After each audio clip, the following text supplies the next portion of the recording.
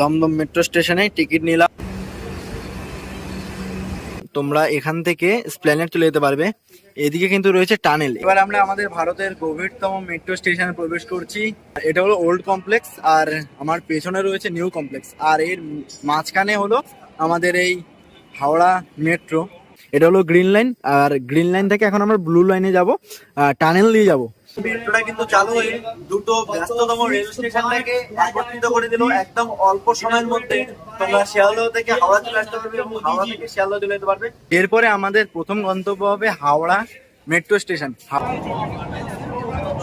বাস আমরা প্রবেশ করলাম।